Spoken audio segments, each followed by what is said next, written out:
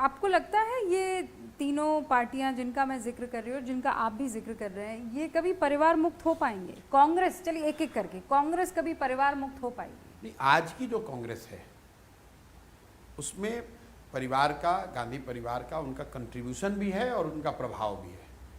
उससे वो बिल्कुल अलग, उस परिवार से अलग होकर आज की कांग्रेस की परिकल्पना करना करीब करीब असंभव है। ये सही है कि गलत है पॉलिटिकली?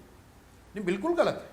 मैं तो कांग्रेस के नजरिए से नहीं कह रहा हूँ, वो तो देश के लोकतंत्र के हिसाब से गलत है।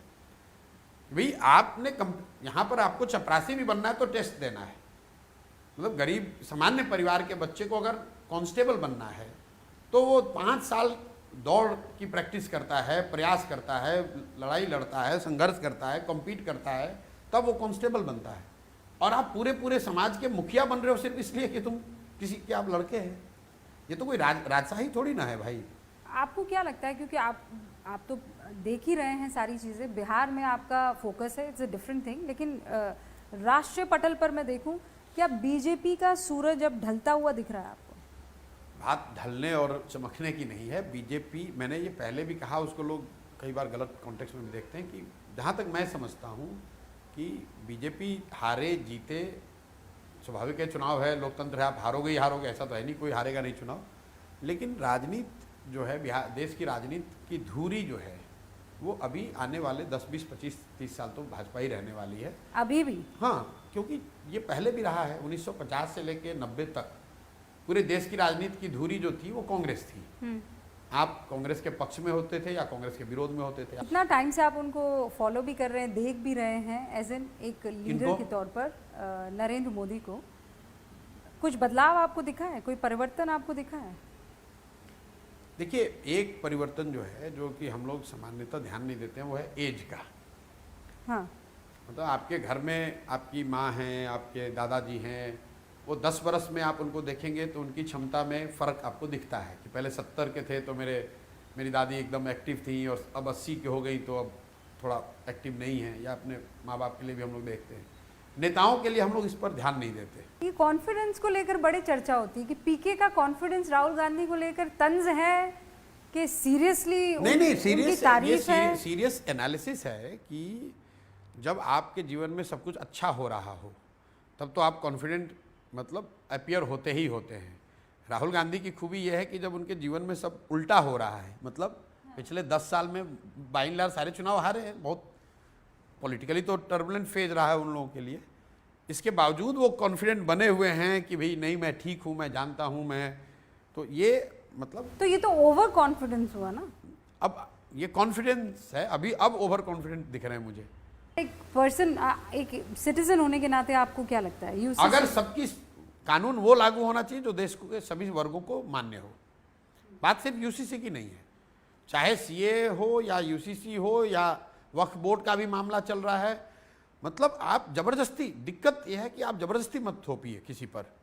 उन समाज के लोगों को भी तो, जिनके लिए कानून आप बना रहे हैं, जिनके ट्रिपल तलाक, जिन महिलाओं के भले की आप बात करने का दावा कर रहे हैं, उन महिलाओं से आपने बातचीत किया नहीं और जबरदस्ती का उसका ठेका ले लिया अपने सर पे।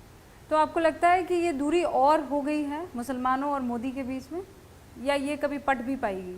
नहीं, मुझे नहीं लगता है कि वो इतनी आसानी से पटने वाली है। इसलिए नहीं कि कोई ये यूसीसी का मामला है या वक्फ बोर्ड का मामला है, ये आइडियोलॉजिकल लड़ाई है और कहीं ना कहीं भाजपा भी ये दूरी को रखना ही चाहती है। ऐसा नहीं है कि उनको पता नहीं है, वो भाजपा भी ये दूरी बना के रखना चाहती है क्योंकि उनको हिंदुओं को बताना है कि हम इनके विरोध में, हिंदुओं के उस सेक्शन को वो अपीज कर रहे हैं जो कि एंटी मुस्लिम बात सुनना चाहता है या एंटी मुस्लिम बात करना चाहता है। तो कोई ऐसी पार्टी जो इन दोनों को साथ लेकर चल रही है, क्योंकि कांग्रेस पे ये आरोप लगते हैं कि एंटी हिंदुत्व जा रही है। देखिए, कौन ऐसी पार्टी है नहीं है वो बात, इस देश में हिंदू मुसलमान साथ में ही रह रहे हैं और आज से नहीं रह रहे हैं। We have the second largest Muslim population in the world, only after Indonesia we are the second largest. कुछ दिन में शायद फर्स्ट भी हो जाएंगे। तो इतनी बड़ी कौम को आप बिल्कुल साइडलाइन करके नहीं चल सकते हैं। आप कांग्रेस हैं, भाजपा हैं, कोई भी हैं, आपको दोनों को मिलाकर चलना ही पड़ेगा। वैचारिक खींचतान लड़ाई तो चलती रहती है, लेकिन मुझे ऐसा लगता है कि मुसलमानों को ये थोड़ा जरूर भय है इस सरकार को लेकर, मुस्लिम समाज में भय है और उसके लिए वो भय क्यों है इस पर विवाद करने के बजाय सरकार को इसका संज्ञान लेना चाहिए। एंड चूंकि आप सत्ता में हैं, आप पावर में हैं, आप ऊपर हैं, तो आपको वो extra, you have to take that extra step to give confidence to the community कि आपकी भी उतनी ही सरकार है, आपका भी देश उतना ही है, आपके भले की भी उतनी ही बात सोची जा रही है जितने समाज के अन्य वर्गों। तो वो जो ये कहते हैं कि सारी कल्याणकारी योजनाएं अगर अब्दुल के घर पहुंच रही है या ये कहिए आनंद के घर पहुंच रही है, तो अब्दुल के घर भी वो ठीक है, मुसलमान को उससे ऑब्जेक्शन नहीं है। मुसलमानों को ऑब्जेक्शन इस पर है कि जब आप वक्फ बोर्ड पर अमेंडमेंट करते हो तो उनको कॉन्फिडेंस में नहीं लेते हो। मुसलमानों को ऑब्जेक्शन इस पर है कि आप CAA NRC ला रहे हो तो उसको एक सिर्फ मुस्लिम को उसमें से हटा रहे हो। मतलब CAA NRC का आप कानून लाते हैं लेकिन उसमें सिर्फ मुस्लिम को हटा दिया, वो गलत है ना। क्योंकि पड़ोसी मुल्क जहाँ से ला रहे हैं वो सारे के सारे भाई, मुस्लिम फिर हैं, वही बात है। मुस्लिम बहुल है, तो इनफैक्ट इस्लामिक कंट्रीज है। नहीं, तो इसलिए वो जब कोई मुस्लिम समाज का आदमी लिंच किया जाता है और उस पर आप स्टेटमेंट नहीं देते हो, तब मुसलमानों को दिक्कत है, उससे दिक्कत है।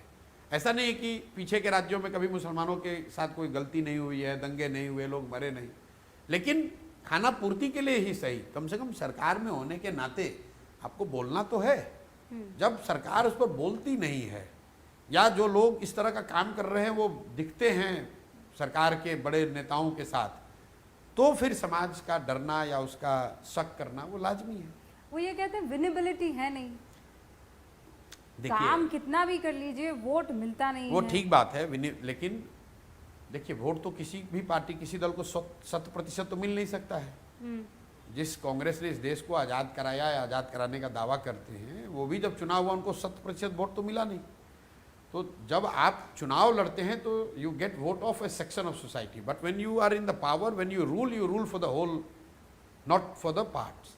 और इसी बात को तो वाजपेयी जी ने कहा, भाजपा के नेता ही नहीं कहा कि भाई राजा के लिए प्रजा के बीच में कोई भेदभाव नहीं हो सकता है। राजधर्म की जो बात, वो एक लाइन अभी तक बताई चलाई जाती है, यही तो कहा कि भाई राजा के लिए प्रजा में भेद नहीं हो सकता है।